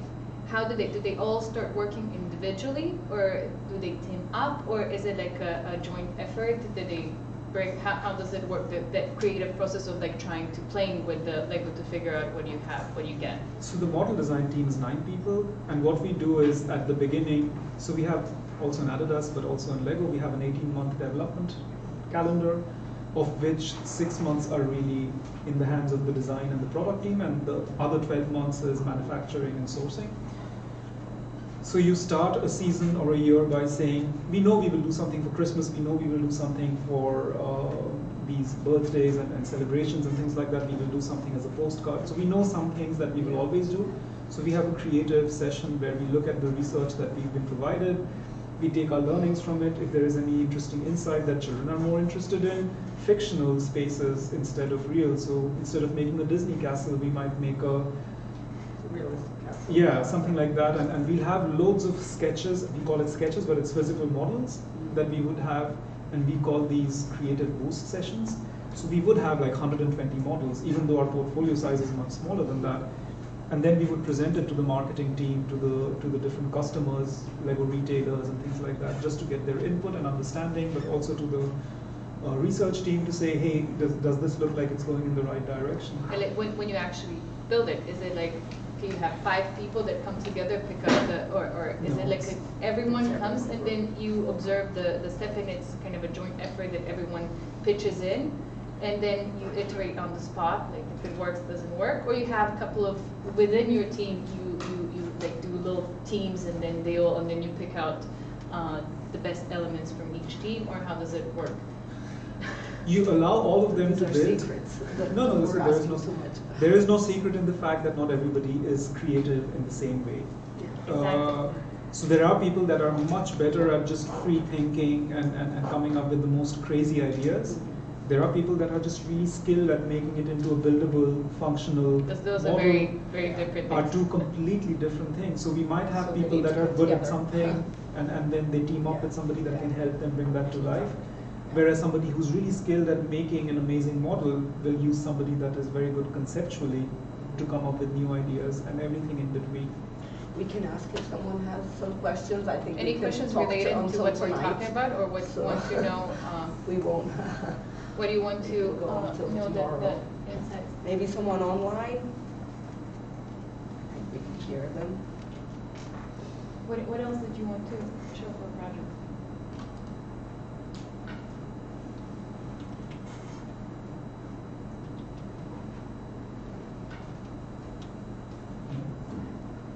There is no comment online.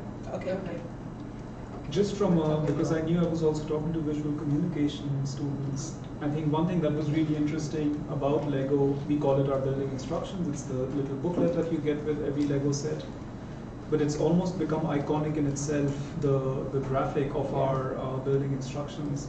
And we are trying to see, the simplicity, because it's also non-verbal, it's only with visual language that we can build a Star Wars, whatever, $600 set. We thought what is really nice about it is that it can address complex challenges in society today with a very simple but still fun and easy to understand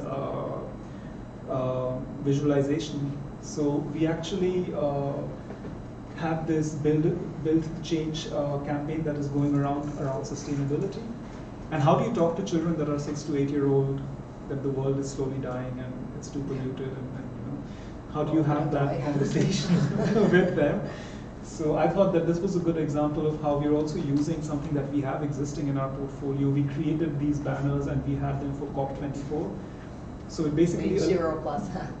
it allows you to talk to your parent or a parent to talk to children about sustainability. Just Exactly, as, start the conversation. yeah, and To then ask questions.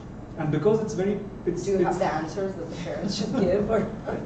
These are the answers that you need to understand laws around in the geography or in the continent or country that you're living in, and understand what is the sustainability effort of your country. How can you be a part of that conversation? How can you take small decisions and steps at home, recycle more or separate your trash and things like that?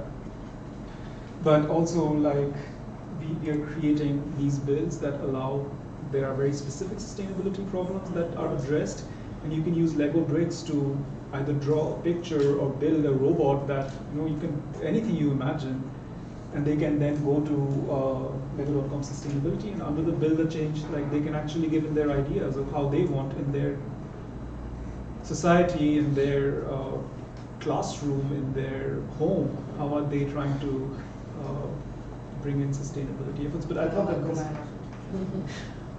this was a great example of the simple communication language. Because they understand this. Yeah, because they're using it to build language, other yeah. things. So Yeah. using the Lego language. Cool. Use the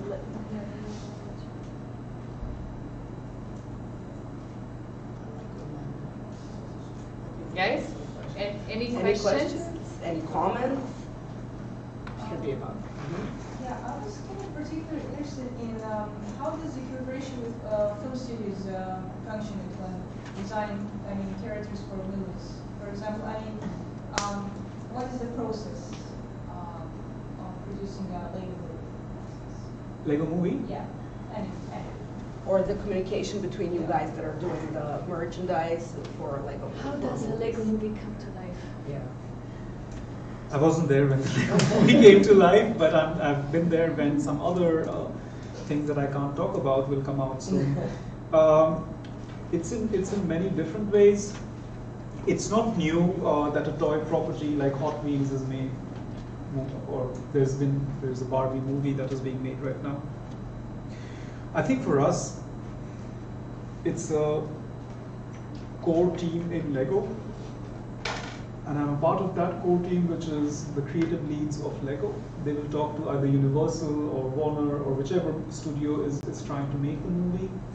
Of course, from Lego, it'll be important to put forward things that are important to Lego, which is play and humor and fun and building different worlds. So the Lego movie was just to showcase to the world that you can make anything. You can, imagine a Unikitty and make Unikitty as a character, or you can imagine a specific role and you can explore your own identity using Lego as a parent, as a kid, as whatever it is. So we give them we give the studio our needs, like we want to bring more play, we want to make it more iterative, that it isn't one thing that is finished and done. And then they create storyboards, and then the storyboards are checked through us. We actually divide and conquer, so the studio will also have their own, because these are then using the animation part of their studios that have capabilities of creating characters and things like that. So they would create characters. In some cases, like the Batman movie, it's an established character. So like Emmett, etc., was created by the studio, even though it's a Lego character. With Batman, we took so we actually had a creative team that just sat and sketched, and then we presented it back to so it's always very collaborative. The challenge with studios is that they know what will be commercially successful. Lego Movie 2 was not as successful as Lego Movie 1, just as an example. But it was successful in other ways. It had a female lead, but there were things that, for many reasons, I think it was unexpected when the Lego Movie came out, which made it really successful. So they try to take all of this learning to not repeat characters, not repeat storylines, and they have these success criteria that we need to understand and follow. And nobody wins, but it's a good compromise between both Lego and the studio, and that leads to the character and the storyline development. Do you participate in the storyline in some way? Can you add to the storyline? Yeah. And how long does it take to create one movie? The storyline creation can take anywhere up to 12 months sometimes, depending on how much back and forth there is. Then the actual creation depends on how much the studio is investing. Sometimes they invest in big studios that do the animation, so you have a lot of parallel development of different scenes going on, and then the composite comes together quite quickly. But anywhere between... And at the same time, you're working on merchandising. Yeah, so once the characters, we create a blank merchandise range knowing that kids would love a t-shirt and a backpack and some toys and things like that. So we'll start developing those without having the things finalized, and then we would apply the coloration and the character art later on. There was someone else, I think. Yeah, we visited James May's house many times with Legos. Whose house, sorry? James May. I don't know who that is. So One of the guys from Top Gear, he made a show, and one of the episodes he made a house entirely made out of Legos. Ah, a whole house. Yes. The entire house. Cool. I have visited people who have made entire houses, but not him. Oh. Like I said, I was never a big Lego fan. Yeah. I am a big Lego fan now. I have Yeah. to say that, but That means a lot. It does. They have a new consumer. So I wanted to ask if anyone else has a question. Can I ask you something? Will you ever bring alternative models, not just in 3-in-1 sets? Back in the days, Lego had alternative models for building instructions. Yes, yeah. yes. It actually exists today as well through a website called bricklink.com, which is fully owned by Lego. So it has alternate building instructions for existing sets. The challenge is that, like many organizations, Lego is trying to understand how do you move from physical to digital. So we are also populating our digital building. So we have, Lego has an app called Digital Building Instructions. So that would be one area that I can't tell you anything for a fact because I'm not allowed to. But that could be one area where Lego might explore bringing alternate building instructions in as well. You had it back in the days. Yeah, and it was super successful. Yeah. Agreed. Someone else? Someone ever had? Could you go with us through your work day? How does your work actually look like in the office? Workday. Start Step by crying. step. Start by crying. I guess. It depends on what point of time in the year. So we, both in Adidas and Lego, have a development cycle. In Adidas, the first part is what we call an opportunity phase, where we try to figure out what can we do, how much do we need to change, and that's very sort of upper funnel, where I might have the team doing market runs, they're visiting different places, they're interacting with kids. We do a lot of real testing with kids to see, because we might decide that, this is what we think it will be, but a kid might not understand this at all. So we do a lot of these in the upper funnel, where we're just trying out new things, where I'll take them to, we went to J.W. Anderson, like a famous writer from Denmark. We went to his museum just to look at art and storytelling, just as an inspiration. We might go to the, I had some of my team members go to the Lucas studios just to get inspired by concept art. So it's the first phase is really inspirational. Then the second phase, my work would be just going into the studio, putting a bunch of bricks or a bunch of pieces of paper or whatever it is, depending on what product it is, to just come up with ideas from the inspiration, from the insights that we have. And then the next phase is to see what of these ideas and inspirations become a part of the brief. And there might be briefs that don't come from our inspiration, to really understand what we're trying to create and start developing either a brick-based or a publishing or a t-shirt, whatever it might be, or a collaboration, to actually start making the product. And then we go into either testing it with kids, testing it against manufacturing capabilities, and then finishing and handing it over to the factories. So depending on which point of time. So that's your year practically. 6 months. 6 months. And then your day-to-day, what do you? Probably depends on which phase they're in. Depending, like, what is your most hectic day, let's say, the most hectic phase? What does your day look like? The technical part, probably. So for me, as in my role, Yeah. the most hectic part is actually starting the day and talking to maybe a creative studio or a collaboration partner, and to really understand what they're trying to. Adidas has a collaboration going on with Lego, to understand from them what are they doing in 23, how do we, like, what makes most sense for us, to find a common vision and setting a storyline that I can hand over to my design team and they can hand over to their design team, that we both believe in, and things like that.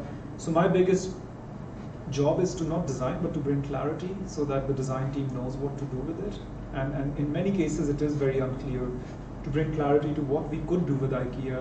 We agree that IKEA is the best storage company and we are the best toy company, but we didn't know what that meant. Are we making a box? Are we making a shelf? Are we making a cupboard? And things like that.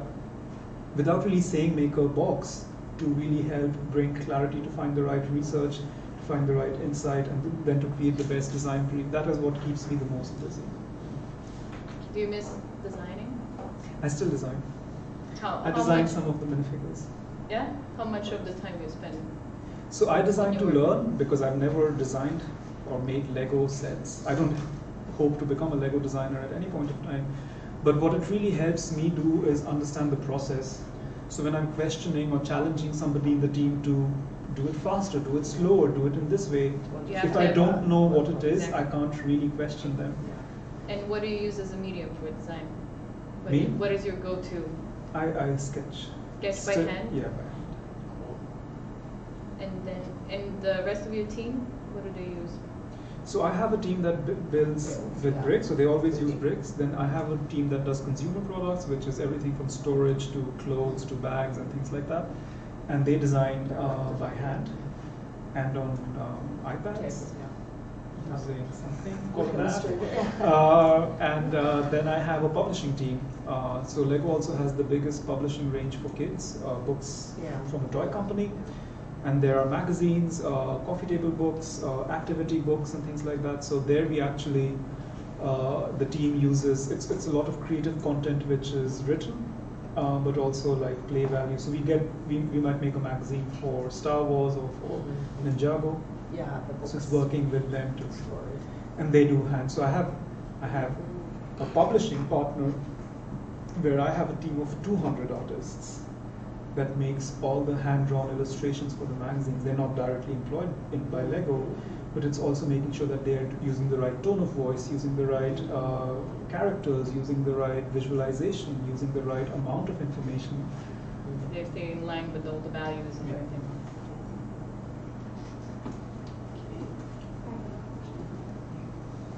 So thank you for the inspiring lecture. It's really amazing listening to you. Is there some advice that you would like to share with us for our students or for future designers that are just starting their careers? Going out into the world. Sure. And especially when it comes We're to lucky. but like practical things, like Communicate, talk. portfolio also, what works, what doesn't work. How do you present yourself? Is there something set in stone? Can you easily switch direction? Like how do you, when you also look at other been through, you employ people, so you've been through a lot of portfolios and everything. So what are the things that would make you stand out, or what do you think that actually is useful to you to show, to demonstrate your skill? What is the advice that would There is no answer to this question that is not going to sound cheesy, and I'm trying really hard not to sound cheesy. It's okay. But the biggest advice I have is you miss any opportunity that you don't take. Never feel ashamed or feel like, should I talk to this person? Am I good enough? The worst thing that can happen is somebody will say no. I can tell you I've heard more no's than the couple of yeses that I'm sharing right now. At the time I was applying to Adidas, at least 15 companies said no to me, from some of the best to some of the worst companies that you can think of today. But every time you hear a no, as cheesy as it sounds, it shouldn't affect you. It shouldn't. Keep putting yourself out there. Always hear what they're saying, because even in the worst rejection, there might be an opportunity to learn something. I've been told no because of the color of my skin. I've been told no because of where my education is from. I've been told no simply because I can't draw a nice sneaker. So I spent like a whole summer just drawing sneakers, even though I never really wanted to design sneakers. But I thought, okay, it's an opportunity for me to, I don't want to be told no, I can't change the color of my skin, but I can learn how to draw sneakers. So every time there is an opportunity to learn something, take that opportunity. If you can learn something from it, great. But the biggest advice I can give is, if I wouldn't have gone and said, let me design a jacket, even though I knew nothing about it, I spent the next 3 months working with the design team and learning how to, I know how to design a tight today, even though I don't have the formal education for it. I think there is more opportunities if you just take a chance, and I think that'll be my biggest advice to anybody ever.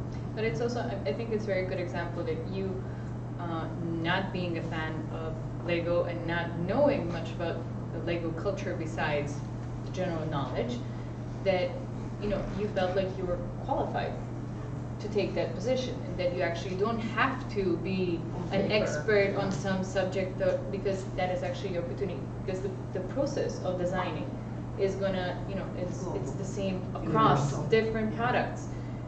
So that is also something. Fit. Yeah, like as designers, you can design anything because it's about the process, and you will have someone who can guide you, like you are in the position now, but you've been through all the steps beforehand. And that would genuinely be the second thing that I would always tell everybody. I say this to every intern and every designer that starts their first job in any team I've been in. Before thinking that you'll come across as stupid, as ignorant, as somebody that doesn't know how to design, ask. Just ask the most stupidest question that you might think it is, instead of not asking and being ashamed that you might come across as somebody that doesn't know basics of design. 9 out of 10 times, a person might be annoyed, but at least you'll find an answer that will help you learn and grow and understand something. I will always, I personally encourage everybody to make mistakes and do something instead of doing nothing and being too scared of it. But when you're starting up, I always felt like I need to prove myself that, like I have gotten this job and I need to be able to design this. But I realized very quickly that I was making mistakes because I wasn't asking questions, and that made me look worse than a person that might seem like they're ignorant because they're not, or because they're asking too many questions. Always feel free to ask questions. It will help you learn.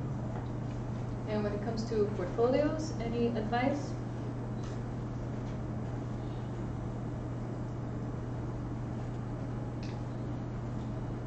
I'm surprised.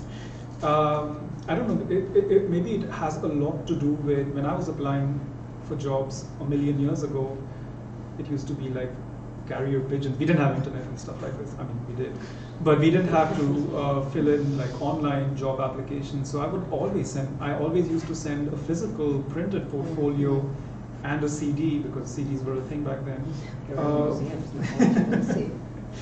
With your portfolio, so that people could easily see it. That even if they didn't have a computer next to them, they could flip through my portfolio. That was my biggest investment into my career as a poor person. I spent most of my money printing portfolios so that I could have something that I think there's amazing online platforms right now where you can upload things. but please send a portfolio. I'll be honest with you, out of 10 applications I get, 9 of them don't have a portfolio. And if I'm spending and deciding how much, Like how any to, format. nothing, and then I'm thinking, but it's so much more easy. You can just put a hyperlink and you can have a look at. Don't always feel like you have to put your best work.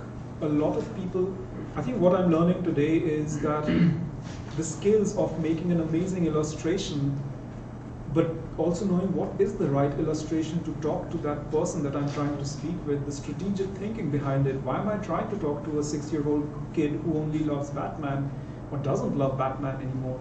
If your portfolio can show a bit of your thinking and a bit of your process, that will go, and easily, that will go a long way. If you show just a few images to show, this is how I did my research. I just sat in a park and saw kids play, and I saw that a kid was using a stick and whatever, and that became your inspiration. Just because it might feel stupid that you sat in a park and looked at a kid play and maybe a bit creepy, don't feel like you shouldn't make that a part of your portfolio, because a design manager wants somebody, or if I'm a creative lead in an organization, I want somebody who knows the importance of being strategic and taking choices. Showing your process, Yeah. showing the way you think. So Don't try to be perfect, try to be Yourself. and show your progress, show how you start, how you get, show your mistakes as well. I think what some people also feel these days is that people are so busy trying to be perfect that you don't see growth, you don't see, especially after a couple of years of working, you need to show what you learned and how you changed. yeah, it's a good exercise for you guys as well, to start from the beginning, to see when you started your 4th year, so when you started, what you thought was, wow, amazing, and where you are now, and to also see how your direction developed, and yeah, exactly, to put forward also those to make kind of your timeline of how your work developed, to show how you have progressed, and how by that you're showing your ability to progress, learn. and to learn.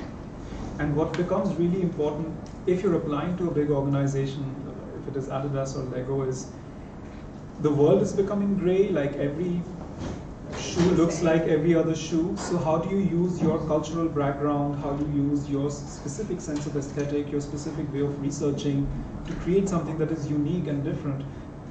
I think that is such an important asset that we are always trying to look for. These big companies sell everywhere, sell to everyone, so they're also looking at talent and insights and ways of working, which is very reflective of that. Okay, guys. Anyone else? Yeah. I have one more. I had a question that was sort of similar to the previous one, where if you could travel back in time and tell yourself, as a young designer, about your sort of outlook on design, what sort of advice would you give your younger self? Sort of, I would say the biggest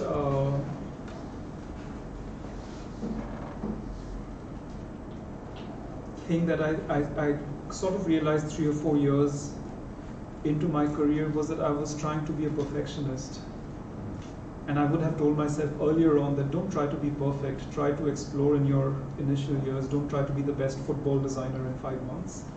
Try to do as much as you can, ask all the right questions, be open and honest on what you can't do so that you learn from some of the best football designers on planet Earth instead of trying to compete with them.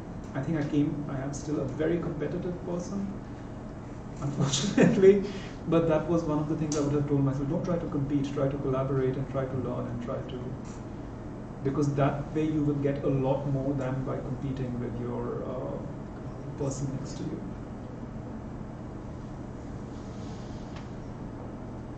But I'm still very competitive. First of all, we need an applause. Thank you very much.